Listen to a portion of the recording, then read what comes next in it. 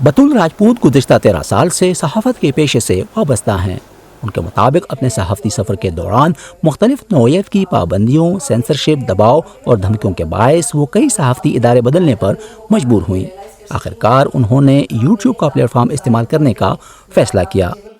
ایک exclusive interview کیا تھا اور وہ انٹرویو لائن اپ کرنے میں بھی مجھے 2 ماہ لگ گئے تھے، اور وہ ایک ایسا انٹرویو تھا جو اس سے 6-7 سال پہلے تک کسی نے نہیں کیا تھا، اور وہ انٹرویو ان سیاسی حالات میں ہونے والا پہلا انٹرویو تھا۔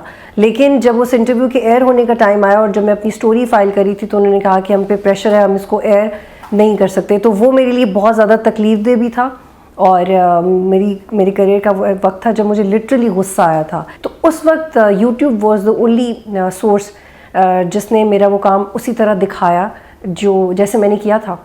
صحافیوں کے حقوق کے لیے کام کرنے والی بین الاقوامی تنظیم رپورٹرز وداؤٹ بارڈرز کے مطابق پاکستان صحافیوں کے لیے سب سے خطرناک ممالک میں سے ایک ہے۔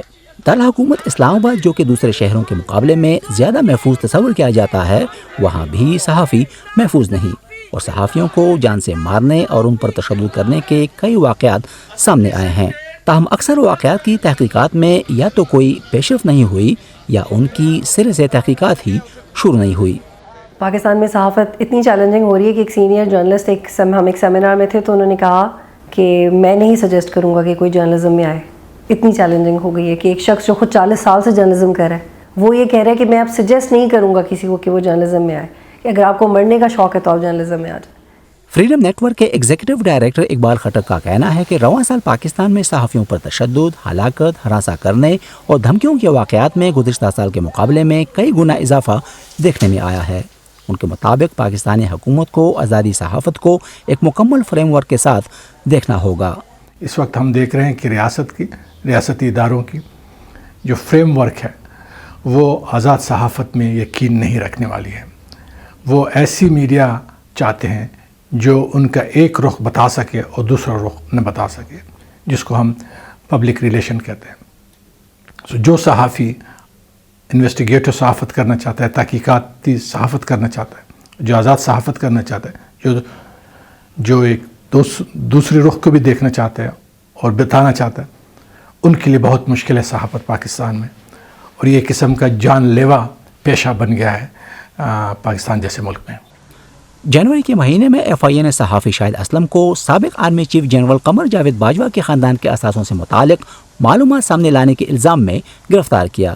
چند روز بعد وہ ضمانت پر رہا تو ہو گئے ہیں، لیکن مقدمہ ابھی ختم نہیں ہوا ہے۔ دیگر صحافیوں کے برعکس شاہد اسلم مین اسٹریم میڈیا پلیٹ فارمز پر رہنے پر بضد ہیں۔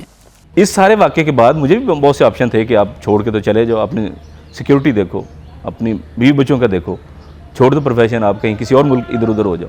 میں تو آپ کے سامنے ادھر بیٹھا ہوں، میں کہیں نہیں جا رہا۔ اور پرنٹ یا الیکٹرانک یا مین اسٹریم کی جو بات آپ کر رہے ہیں نا، اس بنیادی وجہ یہ ہے، میں اسے پسند بھی کرتا ہوں بنیادی طور پہ، کیونکہ یہ ایک ذمہ دارانہ جو ہے میڈیم ہے۔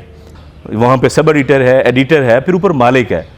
سو ان چیک اینڈ بیلنسز سے جب ہو کے خبر جاتی ہے تو اس میں پھر غلطی کے ایرر کے چانسز کم سے کم ہوتے ہیں۔ That is why I like the mainstream media.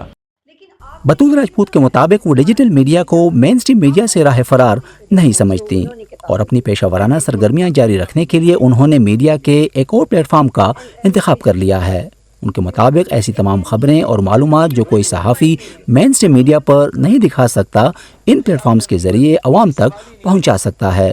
نظر الاسلام، وائس آف امریکہ، اسلام آباد۔